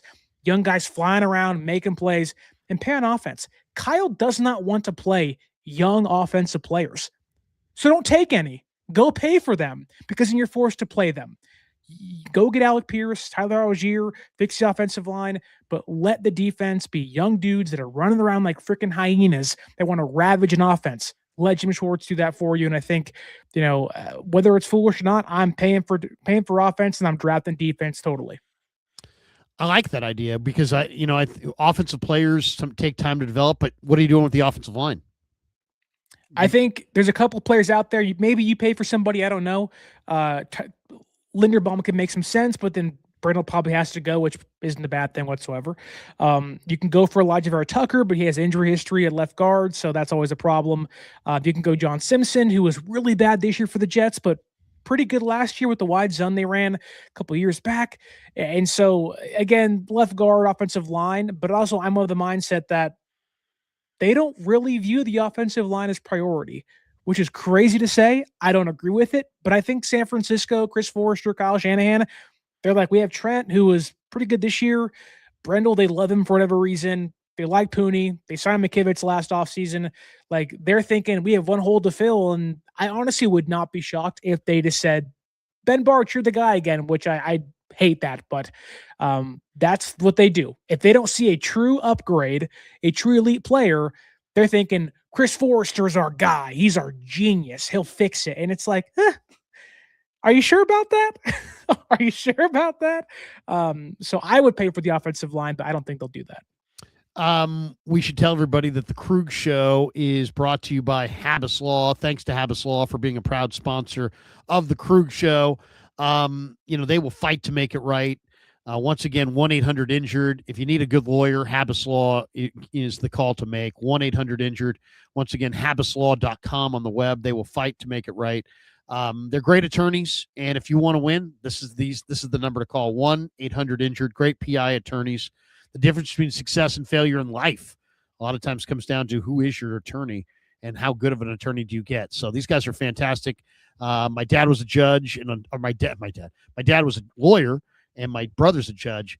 My sister's a lawyer, and I know a lot about how important it is to have a good lawyer when the time is right. And insurance companies, get in an accident, insurance companies always try to stall and not pay, and they got a million games that they can play, a million cards that they can play, and Habas Law knows the game. So they're going to pull rank on them. They're going to challenge them. They're going to beat them. And you're going to make money. So 1-800-INJURED, habaslaw.com on the web. They will fight to make it right. Brings us our supers here. And let's hit our 12 supers, and then we'll go with our big finish. We got this one from Daniel Mages, 535. Has become a YouTube member. A little clap for Daniel. Welcome aboard, Daniel. We always give a little clap for our newest YouTube members. Thanks for joining. Joseph Ernberg in the house. I saw this guy at the gym the other day. Wow. He's like, hey, man, I'm Joseph Ernberg. I'm like, no way. I'm like, bro, I thought you were like 68 years old. He's like 25. Nice. Nice. It's crazy. It's crazy. The guy came up to me. Are you Larry Krueger? I'm like, yeah, that's me. He's like, I'm Joseph Ernberg. I'm like, no way. Was he as negative in person as he is on the YouTube channels? No, he was a young, bright-faced guy who seems like very positive, but nice. Yeah. Nice. He says defensive coordinators don't matter when you have shit players. Yeah. See, I mean, I'm a players guy, and I didn't mean like I don't think the coordinator matters, but I just mean they got to get help. They need to get help on defense. BVU, if Clint takes the Raiders job, will Darnold regress? Possibly. Yeah. Possibly. And we'll get Sterling's thought on the Super Bowl before we get out of here as well. Owens Kane 626. Pitt for Mac, depending on what Rodgers does. I could see that. Will Mike McCarthy want Mac Jones? I'd want that high second round pick though. I mean, once again, I've got Mac Jones in a year where all the quarterbacks suck in the draft and they're nobody in free agency and everybody still needs a quarterback. And what are they going to do? Wait another year? Nobody's going to wait a year. They're going to go for it. So if I'm the Niners, I think I'm going to start calling those teams, after the Jets at the top of the first round and say, hey, I'll give you my 27th pick in Mac Jones. You want him? Fine. I want Ruben Bain. I want to get in the top 10. I want to get in the top 5. I want a difference maker up front. I'm the Niners. I asked for the moon because I think you might get it. BU. FU Larry. Addison for Mac in a first round swap. First of all, so the Niners would then get what? Like a pick in the teens? Is that what? So Matt, they would move up and get Addison. I like it. I like that a lot. I think that makes a lot of sense. And I could see Minnesota going for that. That's what I'm saying. I mean, I really do think when the deal gets done, I think people are going to be like, dude, Mac Jones. And we're going to finish with one other thought on that. Carson Taylor says Reggie Virgil will be a star in the NFL. Joshua Josephs, that's the Tennessee end. Skylar Gill-Howard, that's the Texas Tech kind of 5 technique. Kamari Ramsey all stood out to me, but I'm not a scout. I want your opinion. Well, Josephs is a 250-pound edge rusher with a lot of athleticism. I mean, a lot of length and a lot of athleticism. I don't know if he's going to stand up in the wide 9. The Niners like guys who are more at 270, he's more at 240. But, man, this guy is long and rangy and a great athlete. I love Skylar Gill-Howard, great motor, very scheme versatile. I think he could play as an interior tackle in a 4-3 front. I think he could play, a defensive end spot in a 34 front. I haven't seen tons of Ramsey or Virgil. I'll have to hold off on those guys giving opinions, but just a couple quick thoughts there. The ACOP 707 week 1, BTJ, Addison, JJ, Pitts, Dobbs. Why not? Who's BTJ? Brian Thomas Jr. Addison, JJ, Pitts, Dobbs. Dobbs? Who's Dobbs? Romeo Dobbs. Oh, Romeo Dobbs. Oh, he spelled wrong. Spelled wrong. There you go. There you go. Yeah, I like all those guys. I really like Pitts. I think Pitts would be really good. PWS West Coast. Which Bay Area athlete frustrates Krug more? LOL. Jung-Hoo Lee or Ricky Pearsall? Jung-Hoo Lee doesn't frustrate me at all. I really like Jung-Hoo Lee. I just think that Jung-Hoo Lee, the Giants are idiots to overpay him. They gave up. I mean, think about this for a second. The Giants paid $113 million to a guy who can't play center field, can't hit 15 home runs, can't steal 15 bases, and they have an army of fucking yes men and sycophant fans who are hell-bent on telling you that he's a great bargain. So, I mean, everybody needs to take their collective head out of the Giants' ass and get real. I mean, seriously, what I stated there is a absolute fact. He's not going to play center. They just signed Harrison Bader. So you signed a corner outfielder who played in the KBO. There aren't that many players that go from the KBO to the big leagues. Shin-Soo Choo, this guy is not. All right? Not going to hit 15 home runs. Not going to steal 15 bases. How do you justify $113 million on a 6-year deal? And the bigger question is, who the fuck were you negotiating against? Like, if you had told Boris, screw you, Boris, we'll give you $100 million, you think he was going to be like, no, he's going to go elsewhere? They got played. Who signed that deal? Was that a Farhan deal? Who signed that? Was that Farhan? Yeah, it's Farhan. That's Farhan. Yeah, I would trade Jung-Hoo Lee if I was played like a honest. freaking fiddle. My hope is that Posey has been like slowly kind of like getting rid of the bad Farhan deals, Jordan Hicks being the big one last year to get Devers in here. I'm kind of hoping the big swing that's rumored to happen is like they trade Jung-Hoo Lee and they finally sign a pitcher. It's like, please. Like, that's a terrible contract. He offers nothing to you. Like, you can find a replacement level guy that can do exactly what he does for a quarter of the contract. Dude, I am not even 100% convinced that Luis Matos isn't better, and you can have him for the major league minimum. Yeah, it frustrates me how little they actually like are committed to letting Luis Matos play. I know he hasn't been great, but they don't give him any playing time. And when he's hot, they're like, go back to AAA. It's like, well, what does that do? Yeah. Nothing. Giants. The Giants are your neighbor that's worth like $2 billion and just keeps fascinating because the guy on the corner is worth $12 billion. I'm so, well, Frank, he's worth $12 billion. Hey, shut up. You're worth $2 billion. Fix up your car, fix up your house. You're worth $2 billion. But no, because Frank is worth $12 billion, so we're paralyzed by that. The Giants are rich, and they sit there, and it kills me that their fans in a market where there's so many college-educated people. Look how many people are apologizing for the Giants' frugal ways when they bought the team in 1992 for $100 million, and it's worth $5 billion. And you're sitting there not spending money? You're a damn fool. You're a damn fool.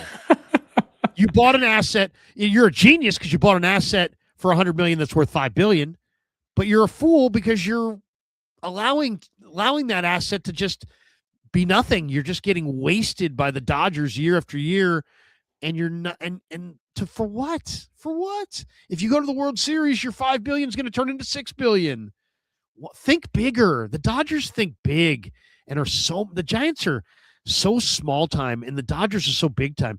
While the Giants are sitting there competing against the Dodgers just commandeered the entire country of Japan. And every Japanese teenager dreams about being a Dodger.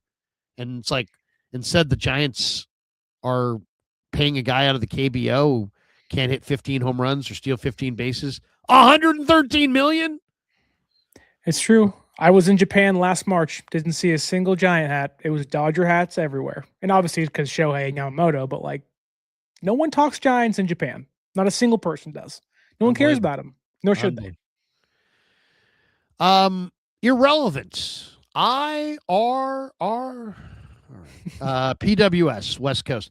Thoughts on the Framber Valdez to the Giants rumors? Well, I hope they sign him, but they can't hit. How about sign Luis Ariz, who's a 3-time batting champion? And people are like, oh, no, he'll block Eldridge. Eldridge hit 107 with a 40% strikeout rate. If he's going to be good, it's going to be like 2028. The idea that Eldridge is going to so he hit 107 and struck out 40% of the time in September, but in April the next year, he's going to be great. Make that, You never know. I mean, but he's 20 and he reminds me of the Leaning Tower of Pisa. I mean, I've never seen a bigger strike zone than what that guy has. And then I talk to people, they're like, yeah, he's horseshit defensively. Okay, so he strikes out a ton. He's horseshit defensively. He hit 107. Yeah, I'd say that's a winner. Sounds like a DH. Yeah, if you're lucky. Like a DH. Oh, but you have Devers. Go get a rise and see if you can beat somebody. Okay. We got this one. What tale my thoughts would tell? Larry, do you think the number one reason that the 49ers haven't won a Super Bowl in 31 years is due to ownership or a combination frequently plagued late game failures, critical mistakes, and injuries? Well, first thing I'll say is it's really, really, really hard to win, period. It's really, really, really hard to win. They haven't had a good enough quarterback. Why didn't Jimmy Garoppolo beat Mahomes? Really? You want to talk about that? It's like, so I think Brock Purdy, their best chance was probably the Harbaugh Bowl, and Harbaugh choked. I mean, Harbaugh gagged. He ran Gore to the 8-yard line with 2 minutes and 20 seconds left in the game. And Gore never touched the ball again, but LaMichael James did. They didn't run the running quarterback. They just rolled him out and had him throw lasers to the sidelines off Crabtree's pads. And then they finished with a couple fades to Crabtree with the quarterback that couldn't throw a fade to save his fucking life. So Harbaugh called a timeout out of a 2-minute warning. First of all, when you have old Bernard Pollard, old Ray Lewis, old Ed Reed, old Haloti Ngata, and they're gasping, and I was there. And if you watch the game, the Niners had so much more juice in their tank in that fourth quarter. And if you go back and watch the game, you'll hear the announcers go, wow, the 49ers just look like they're going downhill here. They're rolling downhill, and the Ravens are just holding on for dear life. And the Niners got from their own 15 to like the Ravens 8 in like 30 seconds, 45 seconds, something like that. And then Harbaugh gets the 2-minute warning and gagged. Didn't know what play he wanted to call, had to call a timeout. So you gave an old defense the 2-minute warning and then called another timeout and let them towel off, gear up for one big series. And then you called horseshit plays and you fucking gagged. Jim Harbaugh gagged. I was talking to Larry Grant. The worst. I was talking to Larry Grant, special teamer on that team, and he was saying even on the sideline of that game, we were all screaming, "Why is Frank not in? Why is Frank not in?" And it's like when your team is saying that, like they can feel immortality is a yard away. And the head coach I saw is like, Frank the next day. He was in tears. I saw him in the post game. Nobody. It meant more to him than to everybody combined. And you didn't know that, and you didn't get him the ball. your Hall of Fame running back, third on the all-time rushing list, and you don't give him a touch, Jim Harbaugh gagged. Yeah, we all talk about Shanahan force-feeding Christian McCaffrey. I guarantee you, if it was the same situation, Christian McCaffrey's getting the ball at least once. I can guarantee you that. Guarantee you. Could you imagine if the Niners got down to 1st and goal in the Super Bowl this year from the 8, and they went with a Jordan James run, and then Purdy rolling right. And by the way, on the Kaepernick roll right, if he just takes off for the goal line, he would have got to the 2. It would have been 2nd and goal from the 2. And instead, he rolls right, doesn't run, and then throws the hardest BB pass off Crabtree's shoulder pads. Could you imagine if the Niners, threw like Kendrick Bourne, like a couple fades, and Jordan James, and never gave the ball to Kittle, never gave the ball to CMC, didn't have, it's just Shanahan would be ripped mercilessly, and people gave Harbaugh a major pass. As you can tell, I'm over it. Alex Lopez, Kinlaw, and Reuben Foster. It's just a nice sentiment. Anthony Catania's in the house, and he is, of course, the owner of Sharp Corner Sports Cards and Collectibles. Fantastic sponsor of the Krug Show. Call Anthony. He's at 831-521-5264. Connect with him via Instagram, Sharp Corners 831 on the gram. They're at 205 Cypress Avenue in Pacific Grove, California, on the Monterey Peninsula. Thank you, Anthony. He says, another great show. Do you guys think that Eddie D's comments from the other night will light a fire under Jed? Win the damn Super Bowl. It's been 31 years. I was 4 years old. Wow. Seriously. I was looking at my son the other day, and I'm like, dude, you're 24. I was 24 when the Niners last won their Super Bowl. I had jet black hair. No wrinkles. Yeah, I'm 29. I'll be 30 this year. They haven't won one since I've been alive. So in your lifetime, as far as you're concerned, they're the Browns. Probably the some Browns and the Niners have won the same number of Super Bowls in your lifetime. Yeah, the Jets, the Browns, Panthers, Browns, and Niners are included. They're all one and the same. Jets, Browns, Niners. All right. Those are all of our supers. And thanks to Habas Law, 1-800-INJURED. They will fight to make it right. The 49ers were in the Reclamation Project game a couple years ago. They got Sam Darnold. They were in the Reclamation Project game this year, and they got Mac Jones. And they signed him to a 2-year deal so they potentially could trade him. If the Niners do that, should they go to next year with Purdy, Rourke, and Adrian Martinez? Or should they go next year and look for another Reclamation Project quarterback? And if so, who would that be to you? Do you want Zach Wilson? You want Marcus Mariota? Or do you want Anthony Richardson? Who do you want as your, because the Niners are the reclamation. To me, I think it's their one advantage that they have right now is that quarterbacks want to play behind Brock and they want to play for Shanahan. And now with Darnold and Jones doing what they've done, the Niners have to be at the top of the list for anybody whose career hasn't, jived so far. And so I think the Niners, I love it too, because I think this is the Niners' one advantage on the rest of the league. Their advantage in the Carmen Policy Eddie D days was Eddie D. They don't have advantages like that anymore because of the cap, but this is their advantage now. They have Shanahan and Purdy and quarterbacks want to come here. And if you can keep turning a quarterback into, first of all, the rules got to be, if you want to be built up by Shanahan and Purdy, you got to sign a 2-year deal. 1 year for you, 1 year for them to trade you for something. So you got to that's got to be the mandate. No 1-year deals ever. 2-year deal for the Reclamation Project quarterbacks and do the same thing. And this, to me, is how the 49ers can actually catch up to the Rams and Seahawks and Eagles and all the best teams in football and even pass them up because they are the Reclamation quarterback team right now. Who would be your Reclamation quarterback in 2026?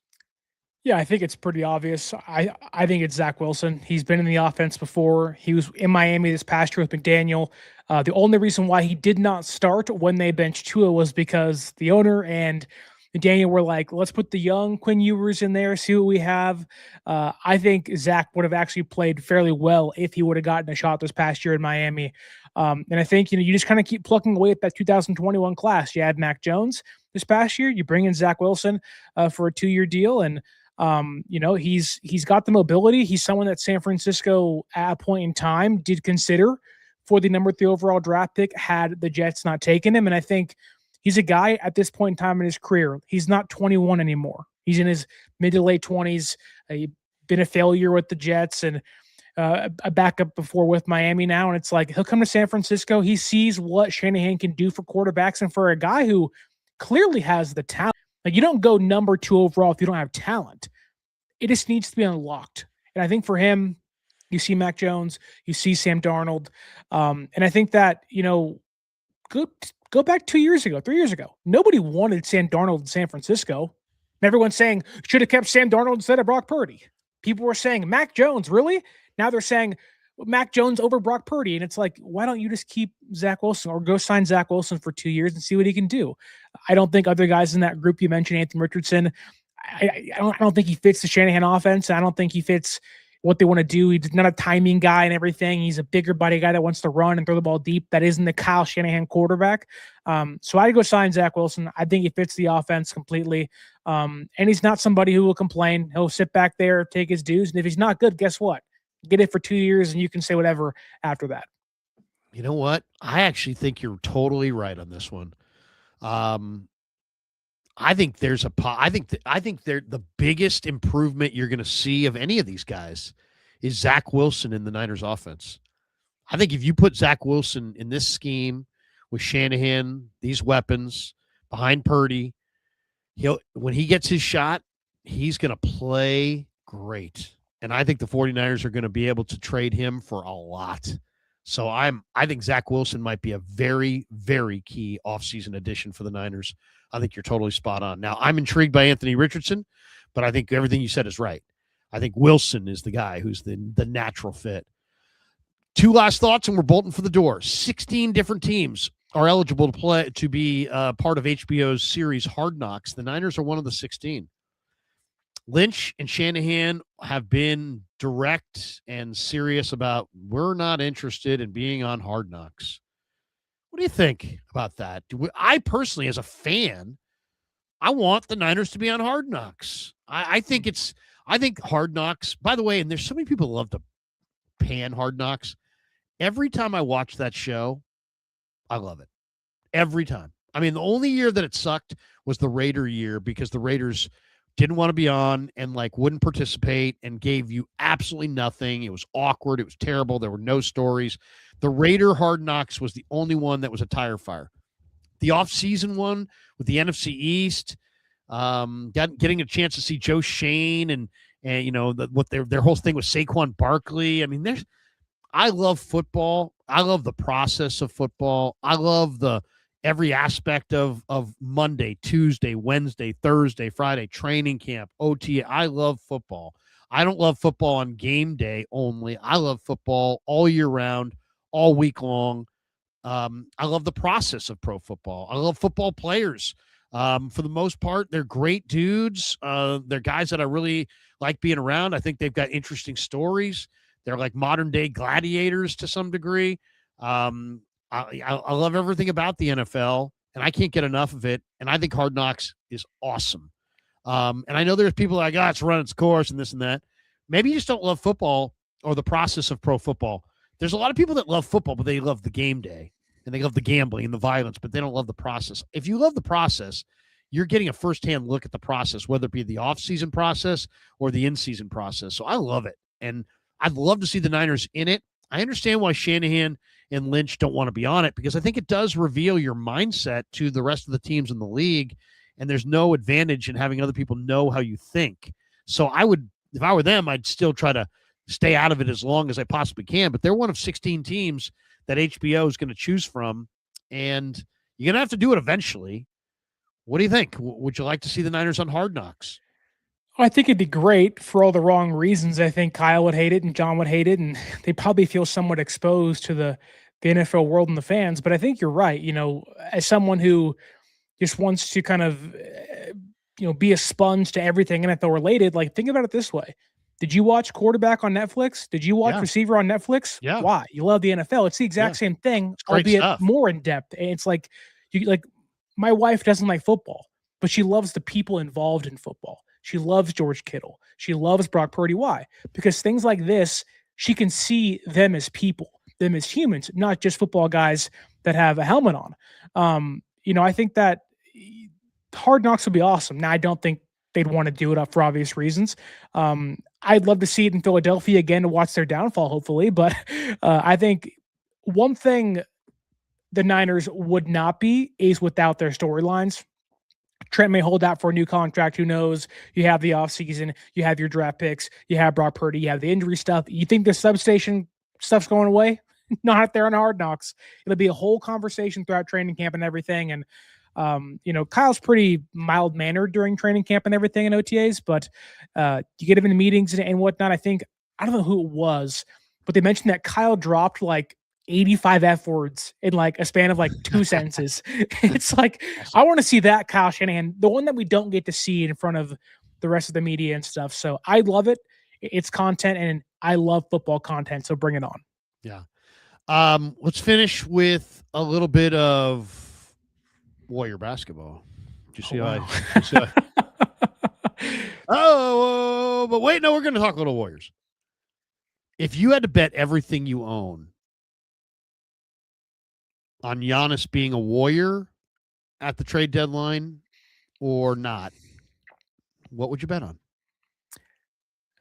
No, I don't think he will be. Really? Tell me why. Do I want him to be? Of course. Do I think the fans deserve that? Yes. Do I think Lake Up and Company should? Dunleavy needs to get off his butt and do something? Yes. Trade Kuminga, trade what it takes. You owe Stephen Curry that. I think, I don't know who it was. Maybe it was Monty Poole was saying that people upstairs thought they didn't do right by Steph the last couple of years, the 2 timeline stuff and everything. I'd love it. It would make the Warriors an instant contender again. It would hopefully capitalize on Steph's last couple of years. I just don't think Dunleavy has the balls to pull it off. I don't think he's going to do it at all. I'm going to say yes. I think Giannis is going to be a Warrior. Here's why. In the weirdo world that is the NBA, the Warriors have the best assets. Now, you say, what? No way. But, I mean, I was looking at the trade tracker, okay? What do the Bucks want? The Bucks want to lose the rest of this year so they don't lose their number 1 next year. So they don't really want players coming back because they're going to win. They want nothing coming back because they want to lose. They also want salary slots available, and they want picks. And then the Warriors picks some of those are going to convey after Steph is likely to retire. And the Warriors picks are going to be really high picks. I mean, this might not be a smart move for the Warriors to trade all these picks. But from what I'm hearing, the Warriors are going to trade like 4 1s and a couple pick swaps and Jimmy Butler, Kuminga. I was looking at a trade on the trade tracker. I don't know if you can see that. You can't really see it. But basically, this trade works. Jimmy Butler, Jonathan Kuminga, Guy Santos, and a bunch of picks to Milwaukee for Giannis, his 2 brothers, and Kyle Kuzma. Wow. I would do that if I was Golden State. Look at your situation. Jimmy Butler is old and broken. And what's he going to be next year? Old and coming off a year where he was broken. So your year sucks this year. Your year sucks more next year. And you could hit a reset here. The other reason, this isn't the NFL. This isn't MLB.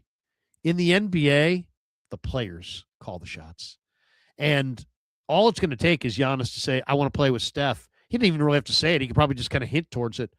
I kind of like that guy on the West Coast. I mean, the players have all to say. Giannis is not going to be traded to any team that he doesn't want to be on. And I think he would like to be on the team with Steph. The Warriors have an opulent, expensive arena. They're going nowhere. They're trying desperately. They're like sinking underneath the water, and they're trying desperately to keep themselves above water and open the window slightly for Steph to compete for a title. I don't think he's going to get a title with Giannis, but guess what? The door would be back open, and I think they would have a shot at the conference finals. And when you factor in Giannis has the final say. He loves Steph. They have the assets that they want one player, Kuminga, and maybe I'd throw in Moody if I had to. But they want They want picks. The Warriors have the best picks. Some of these teams that are rumored to be interested don't have picks. The Warriors have picks, and they were going to be really high picks. And then the Warriors also have that $54 million, piece that they can throw back to make the contracts work. And since they're a cap team, they have to, have the contracts work. And I just think Giannis is going to be able to force this. I think it will reignite the whole, basketball here in the Bay for, I don't know if they're going to win a title, but it will open their window a little bit and make people excited. I think Giannis is coming to the Warriors. I really do. I'll tell you what, it'll make one station very happy because the views are going to go up if he does. I know. Seriously. Matt Nahagian over at 95.7 The Game is like, please. Yeah, begging. Please. Anyway. All right. That's going to do it for us. Thanks for jumping in. For all of you guys who donated, thank you to you guys. Just a programming note. I'll be back live streaming tomorrow morning with Damon Bruce at 9 a.m. Chase Sr. is going to stop by tomorrow at 10:45 a.m. I'll be back on KMBR tomorrow night at 6 o'clock for Niners Nightly. And Saturday, John Chapman and I normally stream on Saturdays, but Johnny's got something going on. So I may stream on Saturday morning as well. And then we're going to spring training. I don't know if we've announced that yet, but in the middle of March, the Krug Show will be on the road to the Cactus League. Me, Kev, and the boys are going down there. We're going to play some golf. We're going to watch some Giants ball. I'm going to interview some guys in the clubhouse, maybe Jung-Hoo Lee. Who knows? Could you imagine if I started the interview with, you're not going to steal 15 bases. You're not going to hit 15 home runs. You're making $113 million. You're the most overpaid guy in the league. Your thoughts? He'd be like, right field?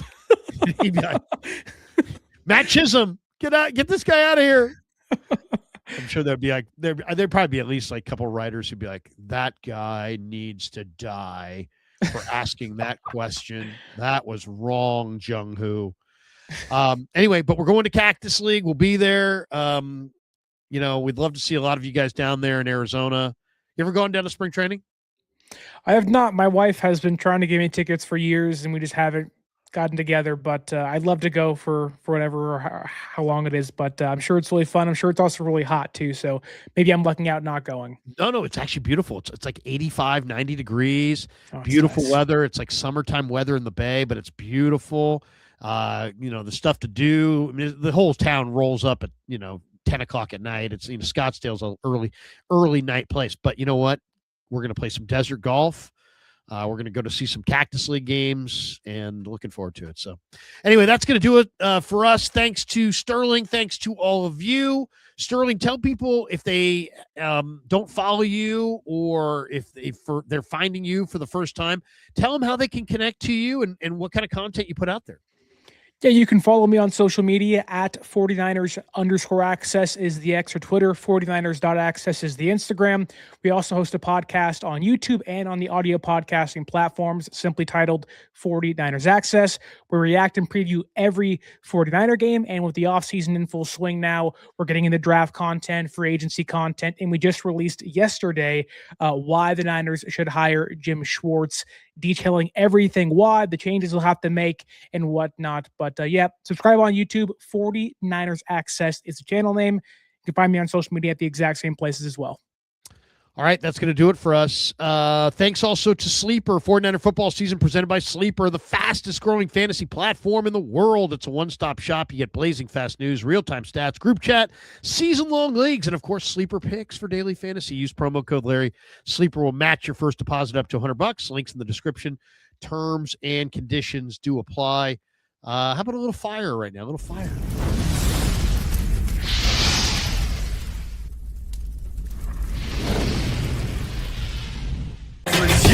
Never met a man I've been scared of. Careful, you gon' get